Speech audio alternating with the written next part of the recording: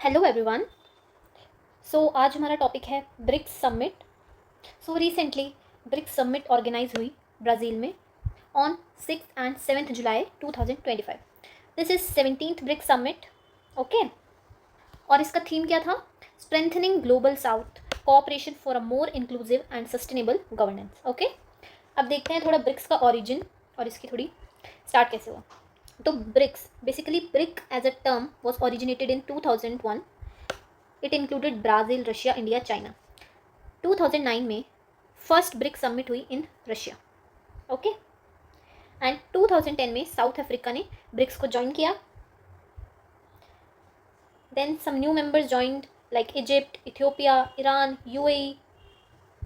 और 2025 में जो इवेंट हुआ है उसमें जो लेटेस्ट कंट्री जो मेंबर बनी है ब्रिक्स की वो है इंडोनेशिया। ओके, और इसके साथ ही 10 कंट्रीज़ को पार्टनर स्टेटस दिया गया है, जिनमें कि Belarus, Bolivia, Kazakhstan, Cuba, Nigeria, Thailand, Vietnam, Uganda, Uzbekistan, ये कंट्रीज़ इंक्लूडेड हैं। अब इस समिट के क्विकली कुछ हाइलाइट्स देख लेते हैं।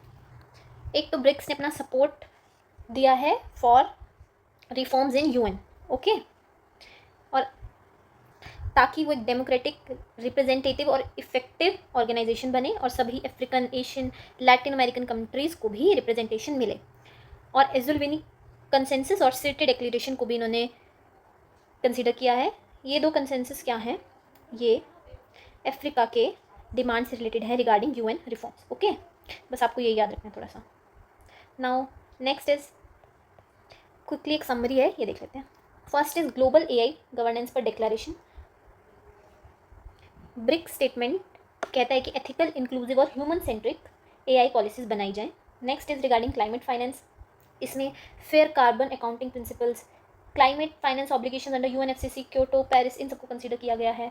देन हेल्थ इनिशिएटिव में ब्रिक्स ने एक पार्टनरशिप लॉन्च करी है for elimination of socially determined diseases. ये कौन से डिसीज़ होते हैं? जो हमारी जो सर्कमस्टांसेज हैं, जैसे कि पोवर्टी, कहाँ पर हम रहते हैं, उन सब चीज़ों के इफेक्ट से होते हैं, ये वैसे डिसीज़ होते हैं जैसे टीबी, मलेरिया। ओके, एक नया फाइनेंस टूल जो कि ब्रिक्स मल्टीलेटरल गारंटी है, इसका क्या काम है? डी रिस्क करेगा प्राइवेट इंफ्रा इन्वेस्टमेंट्स को। ओके, जैसे डिफरेंट कंट्रीज़ में हम इन्वेस्टमेंट करते हैं तो वहाँ पर कुछ पॉलिसीज़ या किसी भी चीज़ में चेंज आ जाए, उसकी वजह से अगर हमारी इन्वेस्टमेंट पर कुछ नेगेटिव इफेक्ट आता है तो उसको ये कवर करेगा, जैसे इंश्योरेंस कवर करता है, सिमिलर सा ही कुछ ऐसा ही है।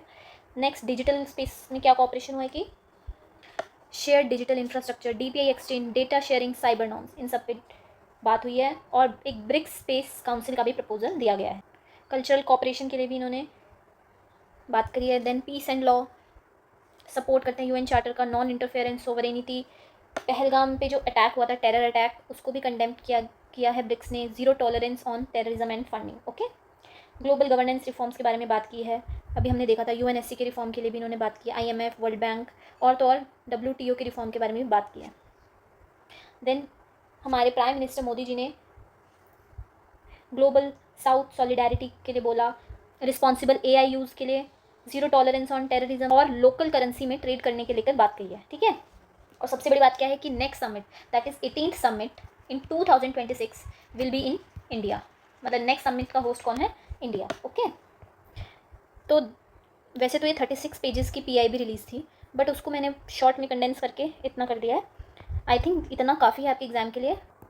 Also in the end do try to attempt this quiz based on BRIC summit, and for the PDF you can join the Telegram channel given in description. Thank you for watching. Keep studying.